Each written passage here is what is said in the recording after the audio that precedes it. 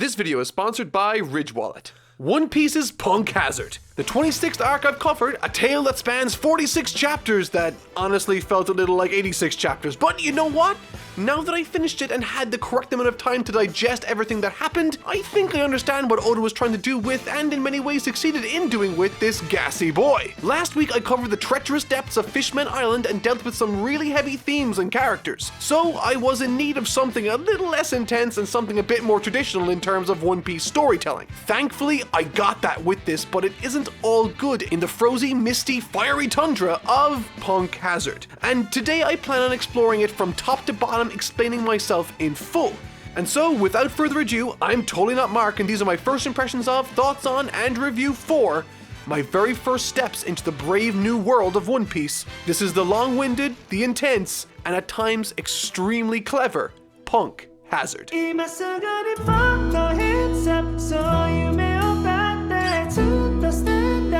I'll do classical gas. Punk Hazard is a funny one. On one hand, I found myself enjoying it towards the end and the beginning, but for a section of the story that wasn't super small, I found myself dreading the next page turn and worrying about composition way more than I thought I would. Yeah, you heard me. Composition. I'll explain what I mean a little more clearly later on, but for now, generally I will say that as arcs in One Piece go, I thought this was pretty good. I'm happy I read it, but I thought it suffered from pacing issues during its telling, as well as some clarity issues, as I said, regarding page composition and dialogue. But more specifically, in essence, this is a pretty standard One Piece story. They stumble upon a new, somewhat troubled island before they get caught up in rabbit holes and traps that are much more treacherous than they anticipated. There's some really great action, wonderful character exchanges, and some genuinely fantastic surprises that honestly caught me more off guard than any other swerve that might have been in the series. Maybe. And once again, as Oda often does, the story kicks off in an incredibly strong and interesting way. As readers and audience members at this stage in the story, we are primed for enjoyment and excitement. We've been waiting a very long time to, at long last, get to the new world of One Piece inhabited by the very emperors of the sea themselves. And Lord knows we want to get revenge on Akainu and Blackbeard for all the stuff they've done. And so, thanks to those feelings that are obviously in us right now, we are already excited to see what comes next. And trust me, Oda is completely aware of all of this, kicking things off with an extremely character-rich, albeit slightly understated, character interaction on the Sunny. Nami taking her eyes off the boys for 10 minutes to have a shower leads to them almost getting eaten by a giant fish and getting sucked into a vortex. And it's isolated moments like this that I really do appreciate, where we get to see and experience the dysfunctional family the Straw Hats have ultimately become. And what's also great is that One Piece likes to take moments of reprieve to just bask in the world it's created too. You see, immediately after following this instance, the crew in a moment of wonder become surrounded by giant whales the same species as Laboon, which is kind of awesome because if no one told me that they had been on the other side of the red line now, I know that they were by virtue of the fact that I know that these whales are indigenous to this specific area of the world. And I know this because the story told me this hundreds of chapters ago. It's instances like this one I experience while reading that puts into my mind stark clarity of how much I've absorbed regarding this world and its world building. It's a really unique and wonderful feeling knowing that we are exploring a story that's consistent and alive. But all is not well, and using this moment of calm to immediately contrast to one of mystery and tension, the comms on the Sunny, once its services in the new world, immediately start to pick up an SOS signal from an unknown island not pointed to by any of their log poses in their possession, which on its own is rather interesting and leads them down a series of rabbit holes of discovery and adventure. But let's take a moment to consider something else first, or at least I will. This piece of information sort of took me by surprise, so it's theory time. At this point in the story, we've gotten into a routine of sailing, looking at the log post, pointing to the next island, chilling out on that island for a bit, and then repeating the sequence. But Punk Hazard was different.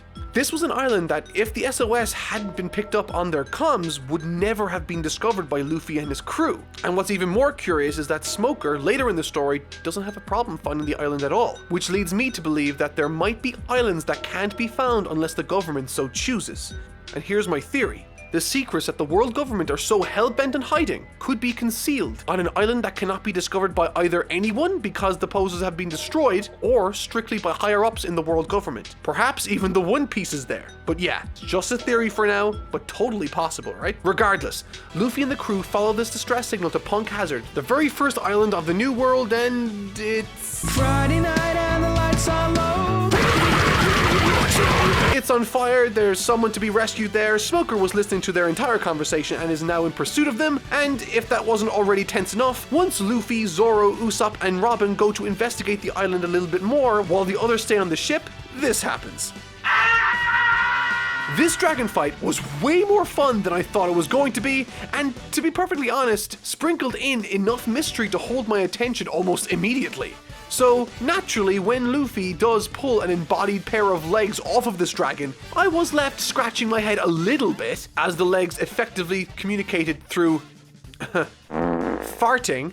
Yeah, you heard me right. The legs communicated through farting. That's a real sentence I just said. Jokes aside though, I love the beginning of Punk Hazard. It takes advantage of our expectations of how we think the arcs are going to play out and creates an entirely different experience. Unlike the other arcs that introduce us to the wildlife, inhabitants, and cultures of the given area first, Punk Hazard is a little different. The island was once upon a time a government-run facility led by Dr. Vegapunk, a person that's mentioned almost as often as Luffy, and yet we still haven't seen them in person yet. However, since a particular series of events changed everything that I will absolutely be talking about a little bit more later, this island is now recognized as a wasteland by the government that no longer uses it. And with this knowledge, when it becomes apparent that there's something much more sinister going on in this abandoned island, the contrast is striking back at the ship.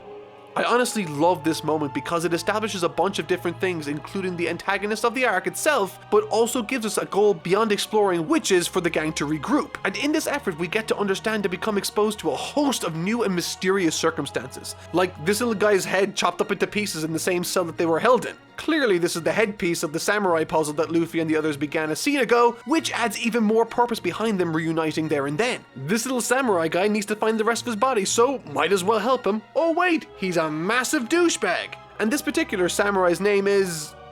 this. I'm determined to get through a single video without mispronouncing a name, by the way. And to be honest, things only get more interesting from here. Frankie burst them out of the cell using his weaponry and lasers, which is awesome. But once they do get out, my confusion went from a 7 to a 10. I have several questions. So yeah, this story might answer a question here and there, but my god, if it isn't hell-bent on laying down 10 new questions for every one it answers. And to be honest, it makes sense why it unravels things the way it does too. Punk Hazard is, in every sense of the word, a setup arc for the one to immediately follow it. But that's not to say that it doesn't have anything to offer on its own either. In a lot of ways, this arc deals with themes of accountability, responsibility, and consequence. And in exploring these themes, we see our main characters interact with some truly chilling and heartwarming characters, creating wonderful moments like when Sanji cast his pride to the wayside to embrace his humanity by helping out this snarky but defenseless samurai. And let's not forget about the damn kids. Nami decides that despite it being near impossible to escape these jumpsuit-wearing goons that are pursuing them out of this facility, Nami feels an overbearing level of responsibility for these little and not so little children who are begging for her to save them. But perhaps, most interestingly, we discover some fascinating tidbits regarding the history of this island thanks to the main focus of this arc and the main villain, Caesar the Clown, mad scientist of the now defunct Punk Hazard facility.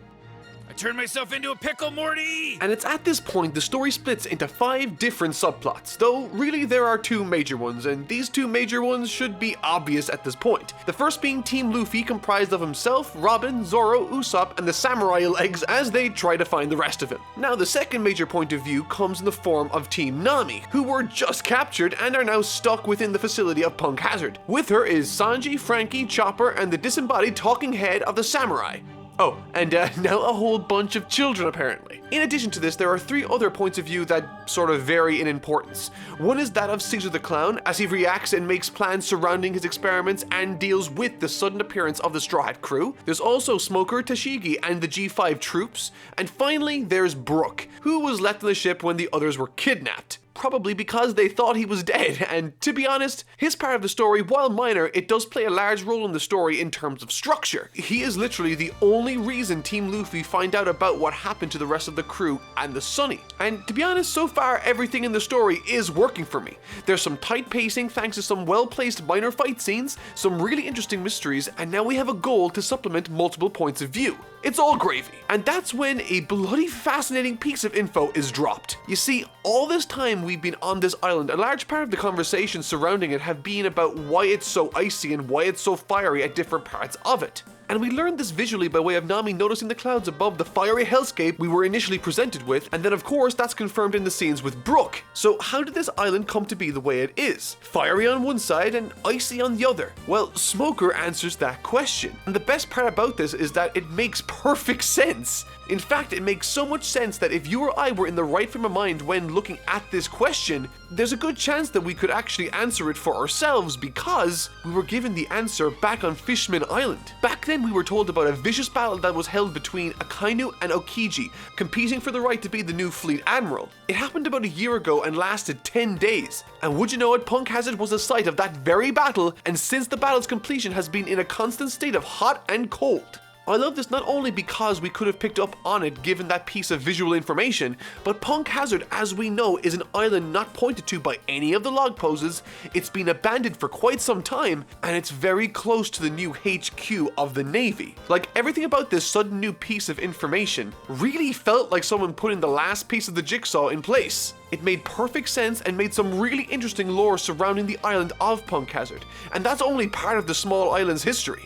As 3 years before that very fight, a massive explosion happened that wiped out life in the area. This was the reason why Okiji and Akainu fought there in the first place, and that very explosion on that day is one of the mysteries that's explored in this arc too. How did the catastrophe happen? And if that wasn't enough, Smoker arrives on the supposedly abandoned island, knocking on the door, and wouldn't you know who opens it but Law. This was the last person I expected to be involved in this situation, and once again added even more curiosity to the occasion. At this point in the story, I had seen a disembodied samurai, battlefields set ablaze by long complete battles, dragons, giant children, and a little more recently I've seen Luffy punch a centaur in the schnoz. This arc was bananas with a capital B, and now we are being reintroduced to Trafalgar Law, now a warlord of the sea, as it looks like he might be involved with the goings-on on the island. But this story isn't perfect, and it does have its flaws. And one of those flaws that came to my attention around this time surrounded the equipment of Usopp. No matter what the circumstances are, you best believe that he has some random thing perfectly specific for this occasion in his arsenal of random gadgets and projectiles. Now, this isn't a huge issue, but it did irk me a little bit because we aren't made aware of the materials he has from the get-go. It comes across as convenient more than anything else, and when something convenient comes out of nowhere, it just feels lazy. The character of Usopp explains his supplies by saying that all sorts of strange things were on the island that he was training on, but without telling us what it is that he found, it just feels like a random grab bag of whatever the team needs to get out of this situation in a pinch. And that's fine, I guess, but it's significantly less interesting than what we had before, with him trying to figure out his way around different obstacles while also knowing what he has and what he's capable of. Like, remember his fight with Luffy, or Arlong's grunts, or heck, even this battle with Perona. These fights specifically worked because we knew what was in his arsenal, and the fun came from how he bluffed or came up with amazing new ways of using this sandbox of abilities we all knew he had. So I think that's something that, at least for right now, New World Usopp is missing for me. Another convenience I noticed was that the SOS signal that led the Straw Hats to the island in the first place really was another one of pure coincidence.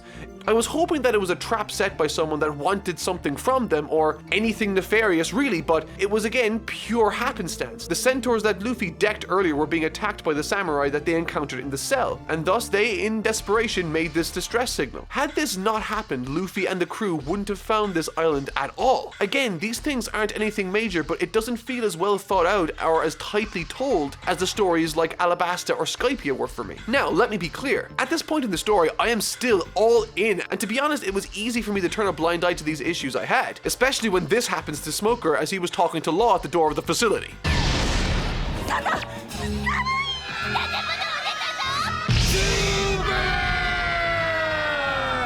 Alright, so we get the first convergence of different narrative threads now, and boy is it interesting, as Law finally shows us the powers of his devil fruit ability, swapping the minds of the Straw Hats running past in an instant before removing all of the communicators from the Navy present. In Law taking this course of action, we learn that whatever's happening on this island is top secret and that no one can know that he's there. Again, this is all interesting stuff, and what's more is that this is followed by another great action sequence which, I gotta be honest, this arc is filled with. I enjoyed almost every fight in this arc more than what we we got on Fishman Island. And I have no idea if that's a controversial take, but there it is. The fight that takes place is that of Law versus Smoker, who is at this time a vice admiral in the Navy, having been promoted from captain over the last 2 years. This particular fact is small, but I really like how we are not only seeing the progression of the main characters, but also the secondary and tertiary characters like Smoker, Aokiji, Akainu, and even Tashigi, who has been promoted to fill the position of captain that Smoker vacated. And during this fight between Smokey and Traffy, in addition to Smoker's grit and determination being on full display with some great choreography, seriously, this is like the best Smoker fight in the series so far, he also implements a sea prism tipped weapon to fight Law with, which not only is cool, but given the fact that Smoker is also a devil fruit wielder, it serves to communicate his confidence in his own abilities to hold on to this weapon, such that it can't be used against him. Small inclusions like that are subtle, but they go a long way in helping to communicate an individual character to an audience. But to cut a long story short, Law, using the op fruit abilities, takes out Smoker's heart from his chest before swapping his mind with Tashigi. Also, speaking of mind swaps, I think now is a good time to discuss the mind swapping aspect of this story.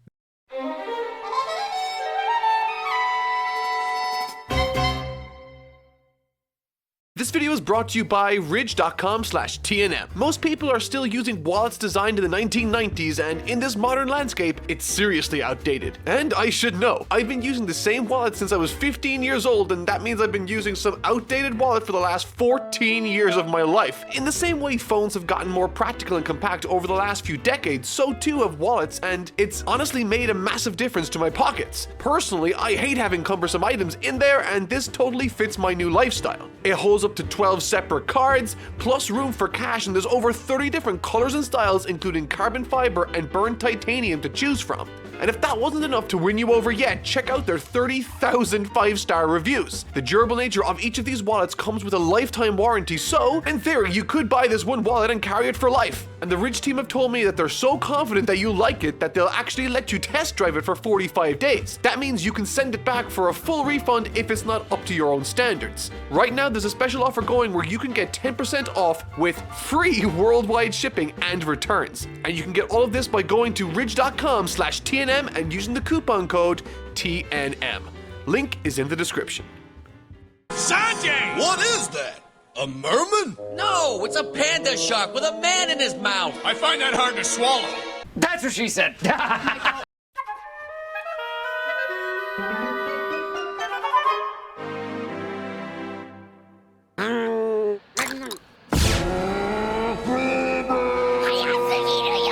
This mind swap plotline, while it makes sense, doesn't do anything in the story except delay its events from unfolding. At first, it's funny watching Chopper struggle inside the body of Sanji and watching Frankie struggle inside the body of Chopper, but for every Nami inside of Frankie's body to laugh at, there's a Sanji inside of Nami's body and a Smoker inside of Tashigi's body that's only there for fan service. And when I say this, I'm not saying that they are never funny, sometimes they are, specifically the way Smoker, purely out of habit and comfort, insists on sitting with his shirt open in Tashigi's body. But for me, this gets old really fast, and ultimately with everyone whose minds have been swapped, because they aren't used to the bodies of their crewmates, every task they need to achieve becomes a punchline or extremely annoying to get through. And that's not even the worst part.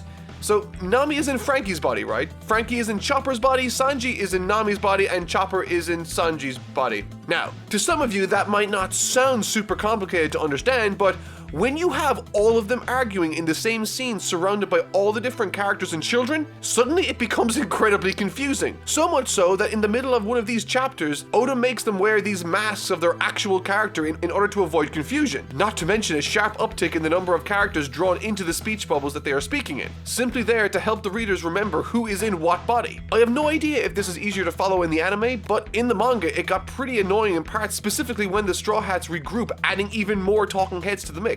Or at least I felt this way. And this brings us to the second act of the story, and in this part I really started to find it difficult to get through. For the first time ever reading this manga, in fact, and this is why. While I could read and get through all of the information relatively easy, it was by no means easy to understand what's happening or going on just by looking at these pages. There's tons of text, tiny panels, and so much conflicting imagery that when you look at it, your brain might not know what's happening on it without reading through it. And okay, I can already hear a lot of you say, well, obviously you're supposed to read it. It has words. It's a manga after all, and I totally understand that point of view. That means it's a visual medium as much, if not more, than it is a written one. And in this instance, I really don't think Oda was making the most out of the visual components of this medium. So often he leans so much on the words rather than the drawings to speak for themselves. And speaking of the text, so much of the text propagated throughout these chapters are flavor, with characters saying inconsequential stuff or reacting to things that only serve to make the conversations feel more authentic. And in many instances, I can totally appreciate stuff like that. It's a large part of what makes this series as successful and immersive as it is, but there's a time and place for everything, and when I turn the page and I'm faced with this useless text and a panel structure that isn't intuitive, it makes me not want to read as much as I could. And just for argument's sake, I'm going to demonstrate what I think good panel structure is. I'd like to point you guys to these random pages from early Dragon Ball Z. While Dragon Ball was by no means as narratively complex or competent as One Piece, visually, I believe Dragon Ball is on another level narratively to many other manga, not just One Piece.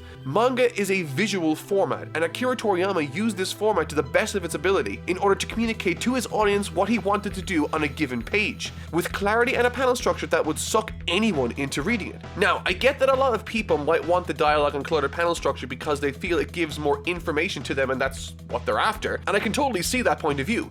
But I can only speak from my own point of view, and personally, I don't see why we can't have both. Heck, One Piece from the first chapter through to Enies lobby was paneled extremely well, so I see no reason why it can't be like that again. With some minor alterations and some smart use of paneling, these pages could be so much more visually engaging while sacrificing almost nothing in terms of story. But alas, that wasn't the case with these chapters, and as a result, it felt more difficult to get through this arc than any other I had read through in the past. And to be honest, this is a shame because I actually really enjoyed a ton of things that were going on in this arc. I liked how the focus of the arc kept shifting as new and exciting things came to the forefront, like at this point in the story, the team reunite and split into 3 groups. Nami and Chopper stay with the kids who are going through withdrawals from the drugs that Caesar gave them. Yeah, you heard me right, this is an arc that deals with drugs. Then there's the team of Sanji, Brook, and Zoro who ran out after the samurai looking for his kid, as Sanji himself felt responsible for his well-being, which I honestly really enjoyed. And finally, the team of Luffy, Usopp, Robin, and Frankie who venture off to find the lab to confront Caesar about the children and the shocking symptoms that they are exhibiting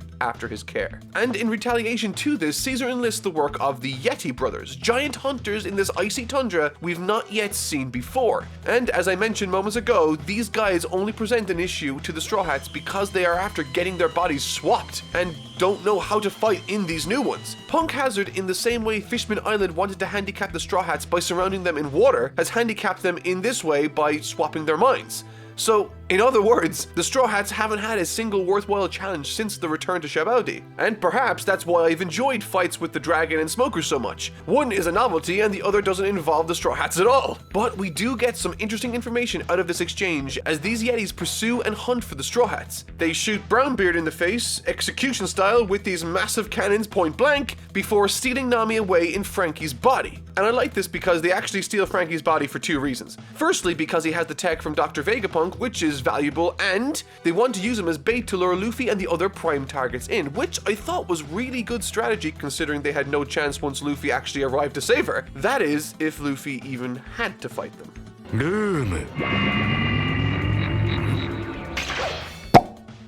This section here is the single most important part of the arc and, to be honest, really piqued my interest back to the levels of excitement. Law moves to Luffy and asks whether or not he would like to form an alliance. Up until this point, I had been under the impression that given Law was working alongside Caesar and his mad experiments, and that given he's a warlord of the sea, he would be firmly in the corner of the already established side and forces of Caesar and Punk Hazard. But that's far from the truth. Law is on his own side and no one else's. He explains that Luffy and he have a common goal right now and that together they could take down an emperor of the sea, which is a massive thing to say still at this point of the story. And in typical Luffy fashion, he agrees to the proposal and elects to form an alliance with Law despite the crew begging him not to.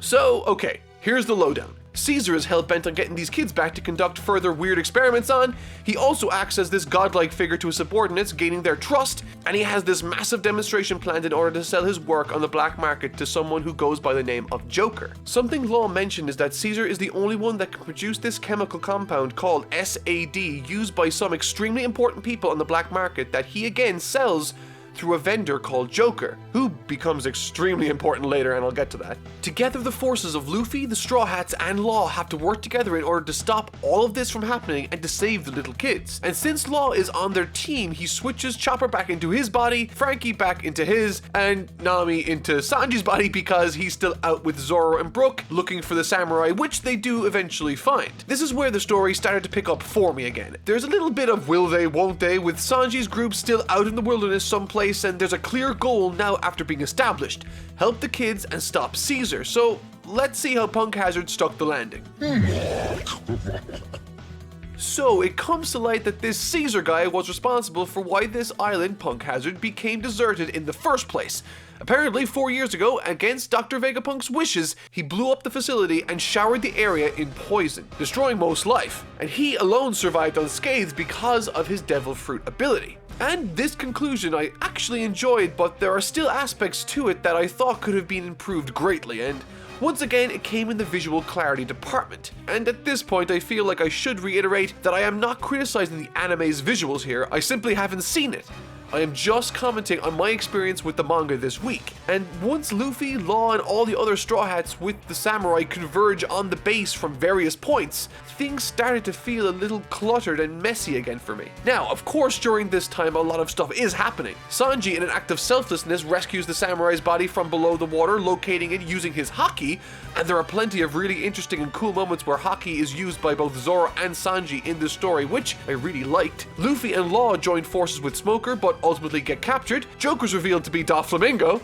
Caesar plans to do some weapons demonstration using some freaky gas to kill everybody that no one can touch, and it's invading the compound. Okay, look, long story short, this is all bad stuff happening, and it basically translated to all the Straw Hats and Law in a situation where they need to capture Caesar alive and cannot get touched by this gas, all the while trying to save a bunch of giant savage children suffering from a bad come down. So yeah, all things considered, not super bad, that is until we meet this guy. Okay, so this is a bit of a bigger problem. This guy's tough and ends up picking a fight with a bunch of them in this effort, and to be honest, the fights in this section were the only aspects from it that I really enjoyed and stood out for me. Whether it be Luffy's 2 decisive encounters with Caesar, socking him in the face, Sanji cracking his shit against Virgo's shin,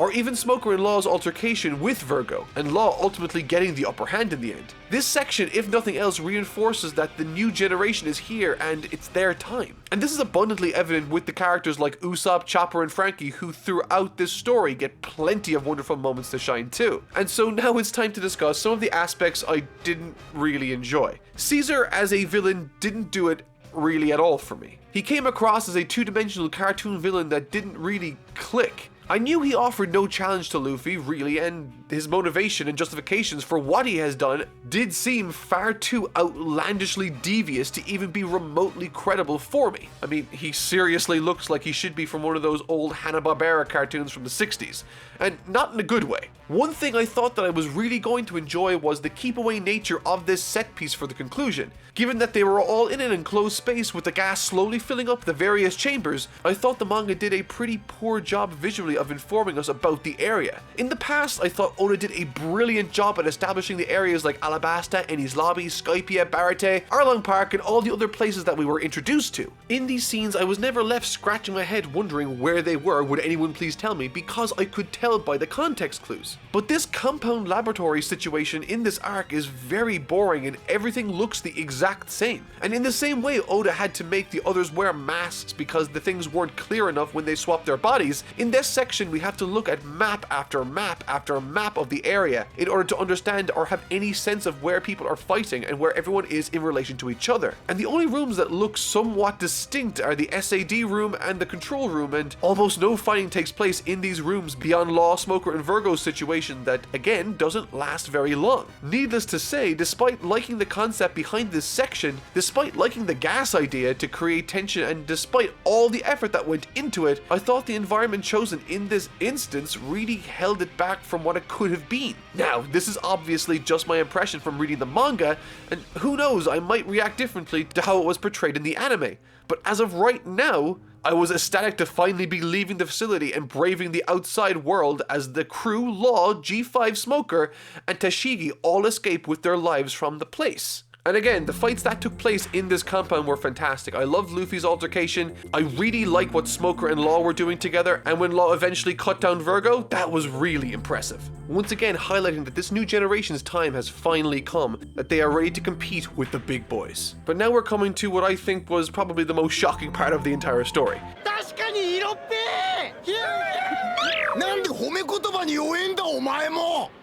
You see, there's a section of this that leans heavily on the devil fruit abilities of Trafalgar Law. You see, he has this ability, as it's already been established, to remove a part of someone from their bodies while also keeping them alive. And using this ability, many people in this story have their hearts removed from their bodies, like Smoker and Law's very own. And in an effort to prove his allegiance to Caesar, he gives his own heart to him in exchange for Monet's. Now, one character I didn't really speak about during this video was that of a character, Harpy Lady, called Monet. She appears very early on, and she's effectively a subordinate of Caesar and Virgo. During this particular section, it was explained to us that in order to gain Caesar's trust, Law offered up his own heart in exchange for Monet's, taking out both of them and offering up his own to Caesar as collateral. In essence, putting his life in Caesar's hands. This whole thing was basically to act as a truce of sorts during the story. Now, this was established before the final act, this was known going into the final battle, but this was genius, as when Caesar was lying outside the compound after being punched into oblivion and betrayed by Law,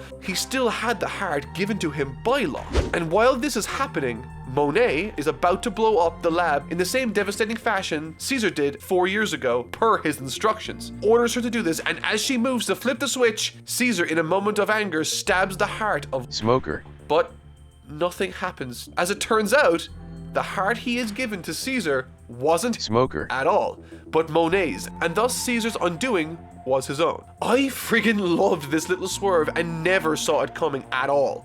And something I also like in this part is Caesar's motivation to not kill Law right away once he figures out that he's after turning on him, because he already has a built-in desire to kill him by using this new gas that he's developed to show to the criminal underground of the world. And to be perfectly honest, that as well as the conclusion of this arc really helped it finish strong. Now that Law has in his possession Caesar wearing some sea prism shackles that Usopp managed to swipe very intelligently, you gotta remember Caesar's the only guy who can produce this SAD chemical compound stuff that goes on the black market and is sold to emperors of the sea like Kaido, who uses it to make animalistic zone-type devil fruit users for his army. Now that he has Caesar in his custody, Doflamingo, a main vendor on the black market that supplies Kaido with all of this stuff, now has his supply cut off and is now at the mercy of Law, which he doesn't appreciate at all, but he has no choice but to do as he says.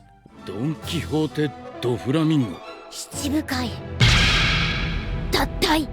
While I didn't adore this arc like I normally do with the vast majority of One Piece's stories, I still think that this one was overall enjoyable despite its minor misgivings I have with it. Some small pacing issues with some wordy sections ultimately held this one back from being a standard great arc, which is a shame, but as I said, there was a lot to appreciate and enjoy in this one. Thanks to this arc, I can now say that I know Law's character enough to actually speak about him for a little bit, and I love his new design. But perhaps my favorite aspect of this entire story is that I could feel like it was building up to something big. Doflamingo is a really different and interesting character to explore, and I genuinely can't wait to jump into Dressrosa next week. However, fair warning, Dressrosa as a single arc is over 100 chapters long. That is too much for me to cover in a single video, and so I will be splitting it up into 2 separate ones. I hope that's alright with you, and with that said comes the end of the video. I've been Totally Not Mark. I'll see you all next week for Dressrosa Part 1, and thank you so much for watching.